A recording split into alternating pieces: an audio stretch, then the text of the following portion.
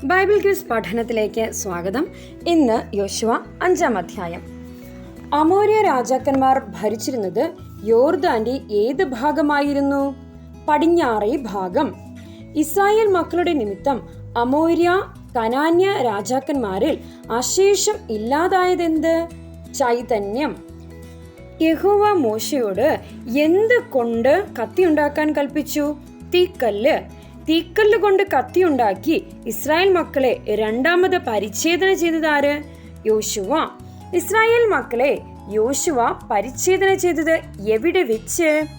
അഗ്രചർമ്മ ഗിരിയിങ്കൽ.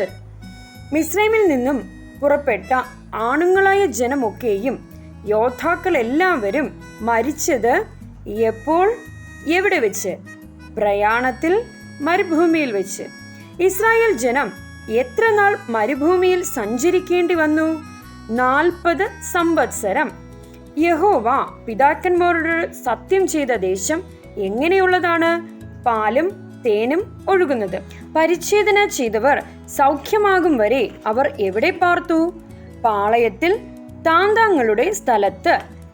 യഹോവ ഉരുട്ടിക്കളഞ്ഞത് എന്ത്? മിസ്രൈമിന്റെ നിന്ന. പരിച്ഛേദന ചെയ്ത ശേഷം ജനം പാർത്ത സ്ഥലത്തിന് പറയുന്ന പേര് ഗിൽഗാൽ. ഗിൽഗാൽ എന്ന പേരിനർത്ഥം ഉരുൾ. ആ മാസം, അതായത് 1-ാം മാസം 14-ാം തീയതി ഇസ്രായേൽ മക്കൾ ആചരിച്ച ഉത്സവം ഏത്? പെസഹ. ഇസ്രായേൽ മക്കൾ പെസഹ കഴിച്ച സമയം ഏത്? സ്ഥലം ഏത്?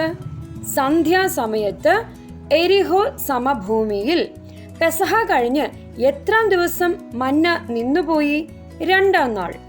ഇസ്രായേൽ ജനം ആ ദേശത്തെ വിളവ് കൊണ്ടുള്ള പുളിപ്പില്ലാത്ത അപ്പവും മലരും തിന്നത് എന്ന്? പെസഹയുടെ പിറ്റേ ദിവസം. ജനം ദേശത്തെ വിളവ് അനുഭവിച്ചതിന്റെ പിറ്റേ ദിവസം നിന്നുപോയതെന്ത്? മന്ന. മന്ന നിന്ന ആണ്ടിൽ ഇസ്രായേൽ ഉപജീവിച്ചതെങ്ങനെ?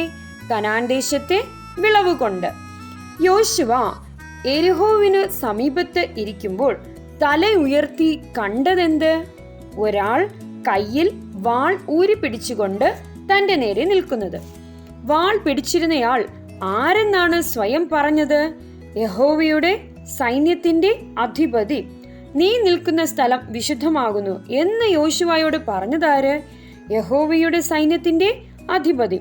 യോശുവ യഹോവയുടെ സൈന്യത്തിന്റെ അധിപതിയോട് സംസാരിച്ചതെങ്ങനെ? സാഷ്ടാംഗം വീണ് നമസ്കരിച്ച്. അടുത്ത അധ്യായവുമായി വീണ്ടും കാണാം. Thank you.